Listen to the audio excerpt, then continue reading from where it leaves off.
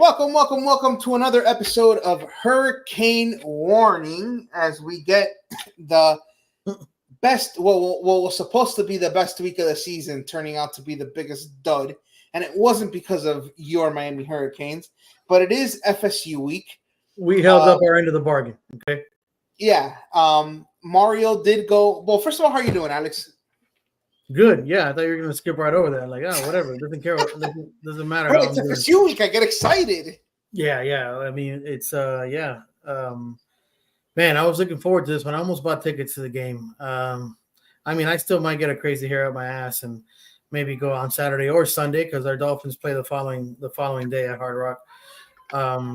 But fun fact, the Dolphins tickets are going for less than the FSU Miami tickets. So it makes no sense. I mean, but yeah, man, I'm doing good, man. I got kids in the background doing freaking science projects, and I'm no architect. They're building a paper roller coaster back there, but I don't know what the heck I'm doing. So talking about the Canes, fun times.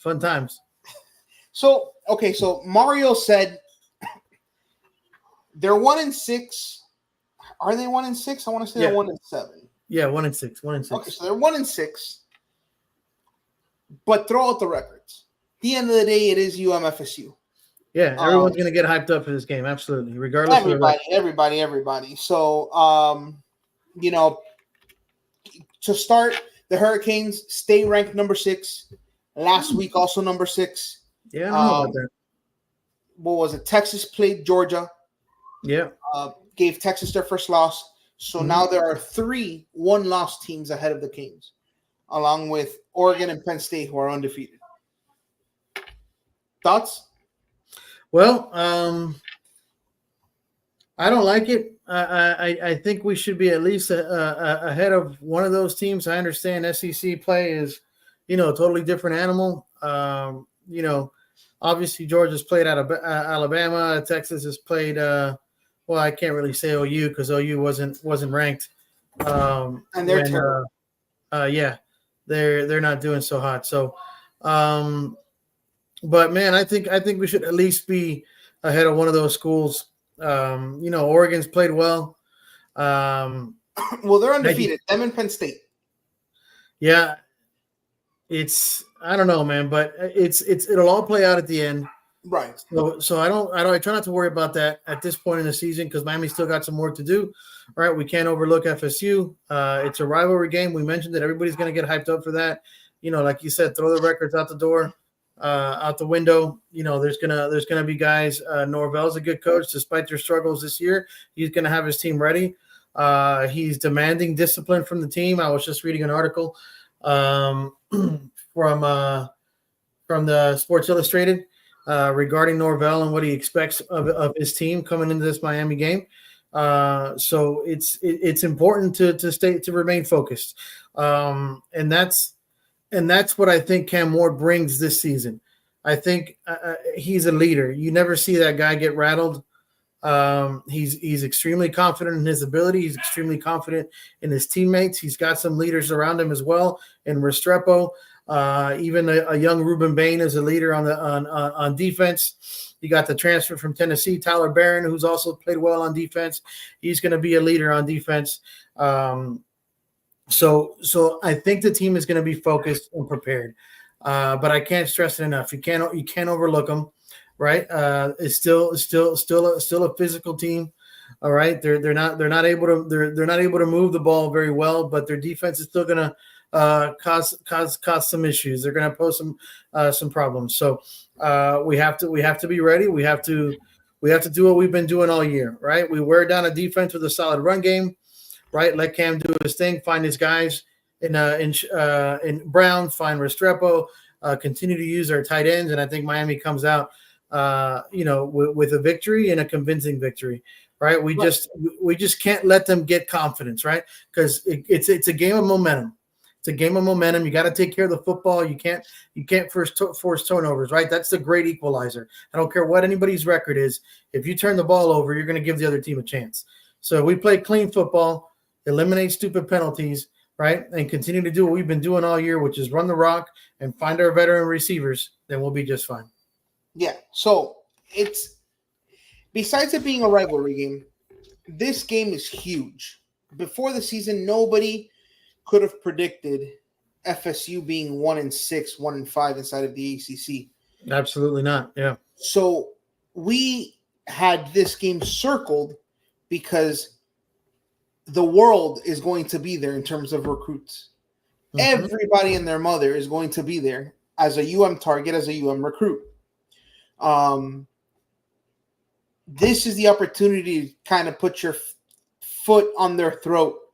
And because there's a lot of kids who are considering both FSU and UM. So I think it's a big opportunity to show them, despite FSU being 1-6, show them the atmosphere, show them the, what it is to play at the University of Miami atmosphere in college. Sure. Another thing is, what was here?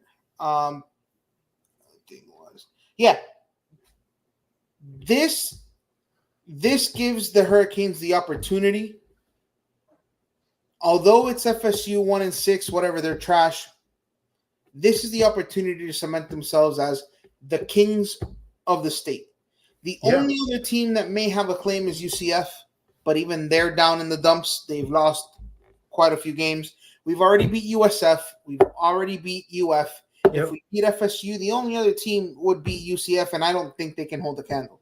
So not only can you beat your rival, not only can you improve. FIU lost last night, so yeah, I mean, in terrible fashion. Was it 10-7 or something? It was 10-7 and holding call. They had a chance and holding calls at the end.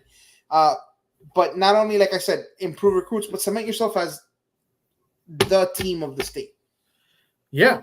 I mean, obviously, emotions are going to run real high. You're going to have to temper those. You're going to have to manage those emotions, right? It's tough for college kids to kind of keep those under control, keep those under wraps, right? So it's going to be a lot on the leaders, the veteran leaders on this team, like the Cam McCormicks, like the Xavier Restrepos, like the Cam Wards, in order, to calm those guys down, right? Damian Martinez, right? Another transfer that's been big. It's going to be up to those guys to kind of rally the troops, calm everybody down, get the emotions. Everybody start, just stay in your lane, play your game. We hold the all-time series record at 35-33. Yes, we do. And FSU has won the last 3 matchups. Yes, unfortunately, I think the last time we won was in FSU. Yeah. It was in dramatic fashion, if I remember correctly. The big, tall, lanky receiver caught it with like a second left. Hankerson, I think. Who? Was it Hankerson? Maybe. No, that wasn't Hankerson. But sure? It was the last name is close to that. But I don't think Leonard Hankerson was way back in the day. No, I think it was. I don't know. We could. Yeah. But yes, it was. Yes, it's that game you're thinking about. I remember listening to the game. I was coming back from a wedding, bro. Right. So in dramatic fashion. Yeah, we won that game. It's the last time we won because they beat us. They beat us here that year that we got this. Wait, yeah, no. They beat us here on that horrible. Where's our statistician? Can he just pull it up when we just? He can. But I'm trying to remember it off my head because I know it. So they beat us up there on the biggest bullshit rule ever, that there has to be 3 seconds on the clock for a QB to spike the football. Yes. It's dumb and insane. Then that was with Van Dyke. Then they beat us here with Van Dyke injured on the first play. They beat us like 42-0. I was at the game. I left. Oh, God. Was that when Emery went in and got hurt too? Or no? Emery, yes. I mean, we lost. It was 42-0 at halftime. Yikes. I left. And then I don't remember the third one. I don't remember. But whatever. They won 3 in a row. Before we talk about the game, though, let's reverse back to Saturday. UM goes into Louisville. Louisville, great offense. We touched on it on last episode. They had a ton of Miami kids. It was Donald Chaney revenge game. Transfer Chaney. Yeah, it was a revenge game. They had Ja'Cory, I forgot his name.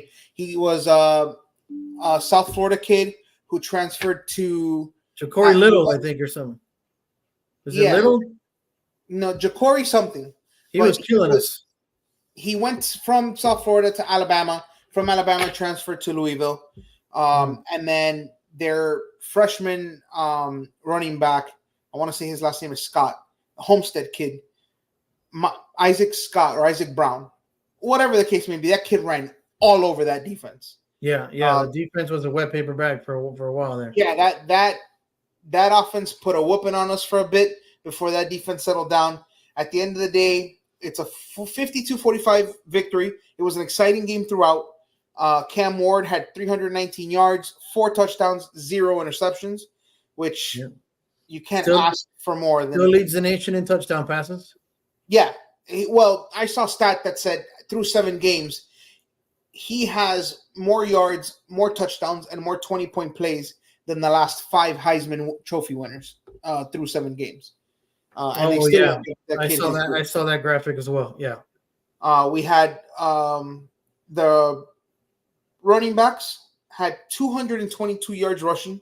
Huge. A.J. Allen, Mark Fletcher, Damian Martinez. Yep. Damian Martinez pushed the pile on one run, ran angry, and he pushed the pile for like 8 yards. It was insane. He did. It was late in the game. It was a big one too. Yeah.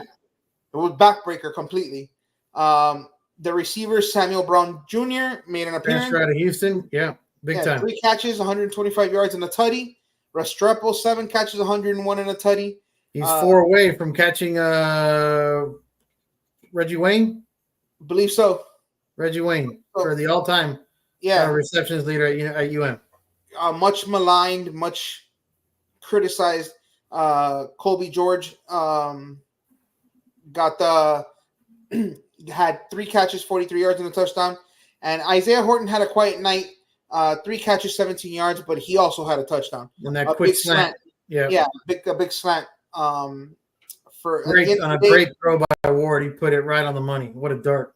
Yeah, 52-45 win. Keep it going. Mario keeps stressing 1-0. That's all we care about. 1-0, 1-0 every week. Yeah. Again, now we face FSU. 1-6 overall, 1-5 in the ACC.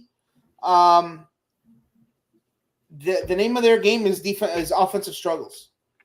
Yeah, they can't get any rhythm on offense. It's been like that since their star quarterback went down towards the end of last season.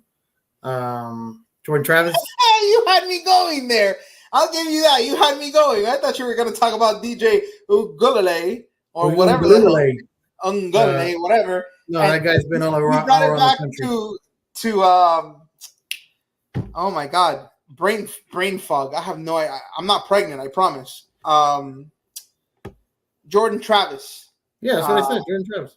Yeah, last season. No, I know. I couldn't remember the name. They just couldn't. They can't generate any sort of offense, any sort of rhythm, any sort of momentum. It's I'm sure it's hard to watch for FSU fans, man. But hey, we've been there. We've seen the struggles at quarterback until we finally, convinced the Cam Ward to come our way. And it's paid off tremendously, man. And but yeah, it looks like we're going to be looking at a couple different guys. True freshman quarterback Luke Croman-Hoke and Brock Glenn. I don't know what classification Brock is. I think Glenn's been on the team for a year. I think he's been there for one season, definitely 2. But they're going to rely heavily on their run game, right? So we're going to have to stack the box. Yeah, Lawrence Swafili is their stud bell cow. So what we're going to have to do is we're going to have to force those kids to throw the football and beat us, right? We're going to have to force those guys to beat us and put them in a position. And I'm sure Norvell knows that. And we're going to have to exploit that. But if we can't stop the run, then we're going to make those kids' jobs a whole lot easier. Yeah, and right? I would say, I know our secondary can be young, but man, leave them out there on an island. I mean, put some. The secondary has been questioned. I think it's time for them to step up. Because if we stop that run and we light that defensive line on fire, they should not have to cover for that long. And yeah, we can't have those guys, those DBs cheating up on the run or anything like that, right. And getting beat over the top. We've given up a lot of big plays in the secondary. We've let a lot of teams stay in games that had no business in the freaking game, like the California. We made that Mendoza kid look like freaking Dan Marino back there. Or Aaron Rodgers, a lot of broken coverages back. Man. So we gotta eliminate that. I'm sure our DB's coach and our defensive coordinator, Guidry. Mm-hmm. I'm sure Guidry has kind of focused on that. Hopefully, those kids continue to mature, and like we said, we stay locked on those receivers. I'll be the first to tell you I don't know much about their receivers, how big and physical they are. It's only one guy you really have to worry about, Ja'Kai Douglas. Mm-hmm. Other than that, there's really not much threatening. And their offense as a whole, like I said, they're averaging about 15.3 points a game, which, my God, talk about anemic. They're terrible on third down at 26.8%, 27 if you want to round. Yeah, but hey, man, our defense has made some offenses look really good. So, right, and that's the worry. That's the the staying on it focus wise on that defense, so that they don't jump out of their funk. Yeah, you can't give those guys any sort of momentum, any sort of a confidence or anything like that, because a lot of times that's all they need. All they need to build off of that. That the defense feeds off of that, and the defense starts to play a lot better. So we gotta put our foot on the gas and not let these guys hang around and not, again, play down to our competition, which we've been guilty of doing that a little bit this year, at least in the first half, and getting off to slow starts. We can't get off to a slow start. You got to punch these guys in the mouth and make them really dislike that trip down to Hard Rock. Make it uncomfortable. You got to make it uncomfortable for those guys. I know the Hard Rock is going to be packed. It's going to be a hell of an environment. The guys are going to come out when they're black threads, right? It's a primetime game. Yes, black and orange. The black unis. I love the black unis. We haven't had the best of luck in the black unis. But man, I'm excited. We haven't won a big game in a long time. Yeah. So, but the guys need to come out ready to play. We need to come out ready to play. They can't be freaking, fucking off the day before. Comiendo mierda. We gotta be ready to rock and roll. Yeah, we gotta make sure we keep them to their season averages. They're only averaging 2.5 yards a carry. I expect us to keep under that, and they're averaging 6.2 yards per attempt.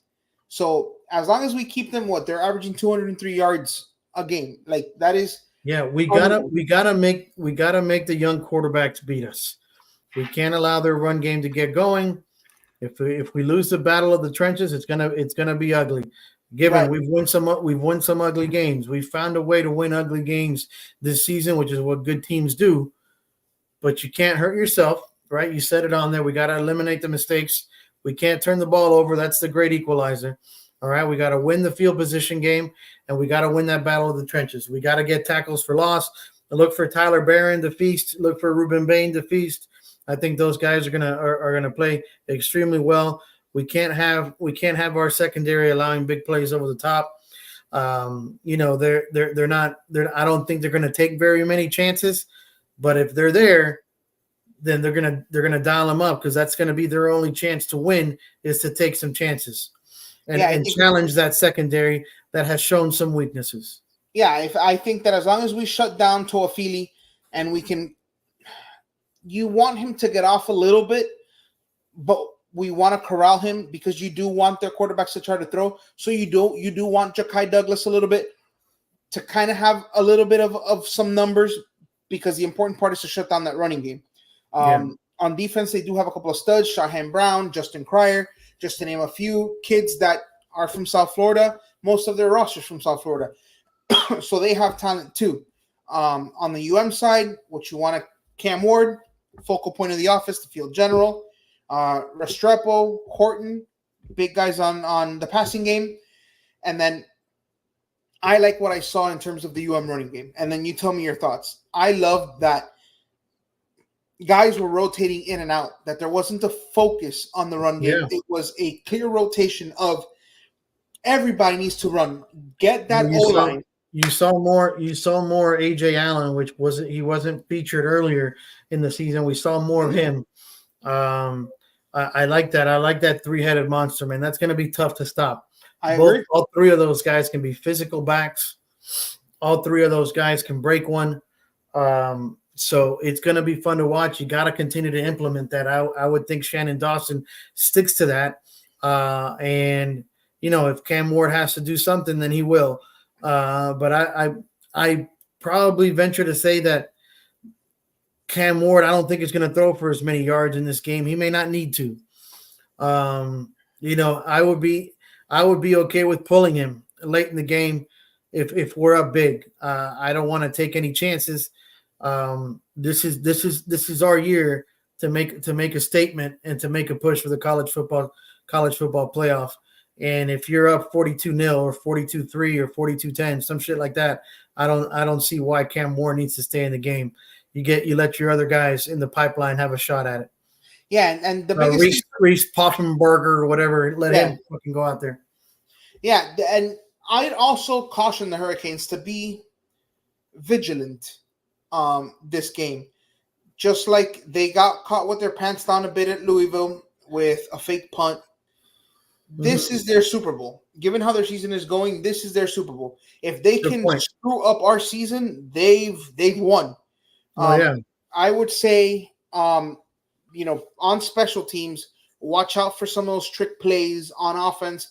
Just watch those. Yeah, they're gonna have to get creative because otherwise they're not moving the football. So the Hurricanes, like you said, have to be ready for that stuff. I would imagine a veteran defensive coordinator like a Lance Guidry should have these guys prepared. Our special teams unit should be prepared too, like you said, to be ready for these gadget plays, be ready for that crazy shit, because that's the only way that they're going to generate any type of offense or any sort of big plays, right? It's not going to be, like you were used to seeing FSU, drive the ball down the field early last season. Dalvin Cook, Cam Akers. Yeah, it's not going to be offense. Yeah, it's not going to be anything like that. So it's going to be a unique challenge for Miami because it's almost going to be weird. Like, hey, just stay in your lane. Don't try to do too much, right? Because usually it's the shoe on the other foot. Usually it's FSU coming in here and saying this team sucks. Let's just stay in their lane. Yeah. So now we have leveraged this game. On paper, we should dominate this game, and it shouldn't even be close. But those are the ones that tend to scare you, right? Especially in primetime. Rivalry game, emotions are high, like you said, and we said it earlier in the broadcast. The records are out the window. FSU they're not going to feel like they're 1-6. They're going to go in there juiced the fuck up. Yes, no, 100%. Keys to the game. Have your offensive line control that game. Yeah, battle of the trenches. You got to win the battle of the trenches. If you put pressure on the quarterback, get tackles for loss. If they're playing behind the chains and we're running the football down their throats, it's going to be a good night. Right. Keep your defense fresh. Make sure that you're get off the field on third down. Right. Correct. Get off the field on third down. No stupid penalties to extend drives. Nothing like that. Targeting penalties. You gotta, again, that's an emotions thing, right? If everybody plays within themselves and nobody's freaking, juiced up, then they'll be fine. And I trust that Cristobal and the rest of the coaching staff, like the Jason Taylors and those guys, are going to bring the emotions down. It's going to be it's almost inevitable at the beginning, right? The opening kickoff is going to be freaking nuts, right? Listen, I've never felt electricity like that, like the beginning of that game. Yeah. We got the doors blown out. Right. But at the beginning of that game, the shoes on the other foot now. Oof, I've never felt electricity like that in my life. Because 0-0, dude. At the beginning of the game, everyone's got a shot. One stupid mistake on special teams gives points to the other team. One mistake on offense, one freaking ball that doesn't bounce the right way. all that shit. You got to account for all that, and you got to play within yourself. And it's tough when you're a young kid, 17, 18 years old. It's tough to go into a rivalry game with the cool head. That's where Cam Ward comes in. That's the third key. Like you mentioned earlier, limit turnovers. Yeah. Limit mistakes. If you play a clean game, you win. Period. Yeah. Okay. Now, the rest of the country, we know that Ohio State plays Nebraska. We know that there's a few other games that should not be a problem for Ohio State. Nebraska, I thought they were going to put up more of a fight last week. I with forget Baby Mahomes? Yeah, a little Dylan Riola, whatever. Yeah. But you never know. There's some good skill players over there in Nebraska. LSU and A&M, you wrote that one down. That's a good one to watch. So the three big games for me is LSU and Texas A&M. If LSU plays big, Lord knows everyone in the country hates us. That's how you know we're somewhat back. Who knows? If everybody else wins and LSU gets a big win, they might fucking jump us. The other one is Illinois, who just beat Michigan versus Oregon. Yeah. And then who does Indiana play? Alabama and Missouri. That could be an interesting matchup considering Alabama's struggles. Right. Yeah. Well, Missouri also, they got their they got their get right game. I think they played like a three directional school, like Southwest Indiana, North South Avenue. The school for the blind. Yeah. Who was it that you asked me? Who? Indiana is also undefeated. They got a good thing going over there at Indy, the Hoosiers. Yeah, they're third. So BYU, who's 11, undefeated, is at UCF, and then let me look. Indiana is going to be in a game. It's going to be it's going to be a dogfight. They have Washington at home. Okay, the Huskies. Yeah. All right.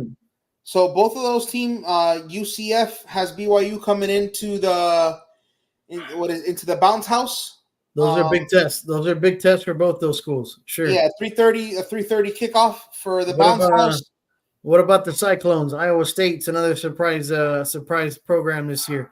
What do the Cyclones got?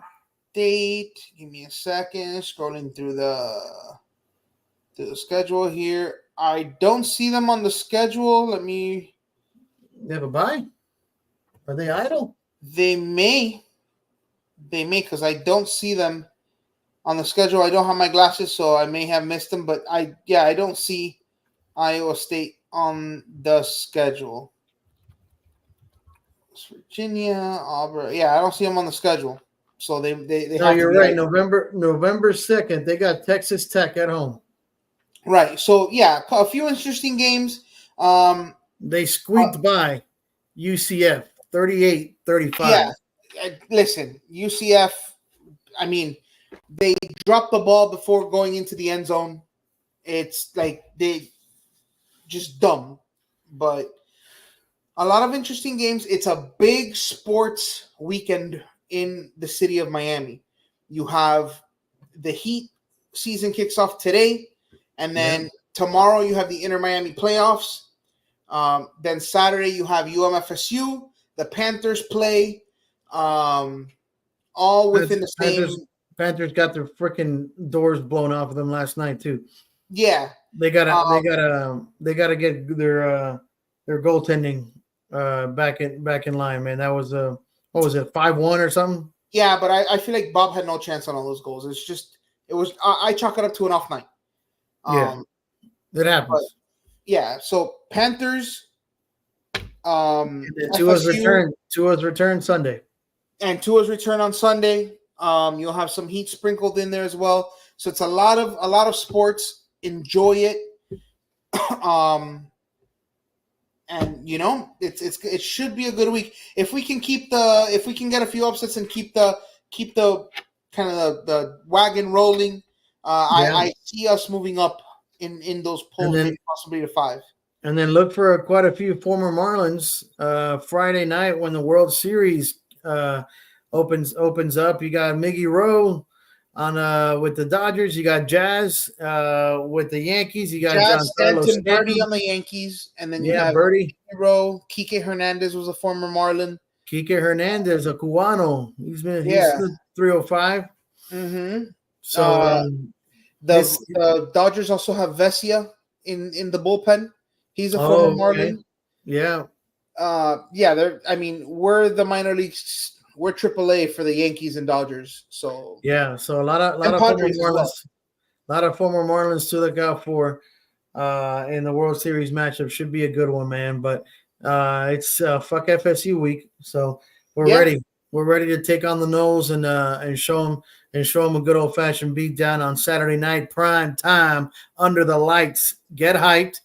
If you can, go pack the rock. Still plenty of tickets available. Get out there, even if you're going to tailgate and get a little drunk. You may not make it to game time, but go out there. No. You got to get there, bro. You got to get there. Plan accordingly. So next week, we do have a special guest. We're going to try to do our best to try to get some guests here on Hurricane Warning. We are going to have a FSU alum and the father of a 4-star cornerback out of the Georgia area who has gotten some Florida interest. None of the big schools have come after him yet, although he's a 4-star recruit, but USF, UCF, FAU have all reached out to him, as well as Manny Diaz at Duke, Mac Brown at UNC, Michigan. So he's gotten some interest. We'll give the young man a chance to come on Hurricane Warning, maybe get some eyeballs on him and see if we can get some more talent for the Hurricane faithful. That should be fun, man. Looking forward to that one, man. Always love to hear what the youngsters and what their mindset is. So looking forward to that, man. Really excited as the listeners should be as well. Yeah, we might have a few players also come on, and then we might have a few interesting guests and stories coming on here at Hurricane Warning, guys. So, what you got? Anything to say on your way out? No, man. Go Kane. It's all about the U, baby. This is our year. Let's go. All right, guys. See y'all next week.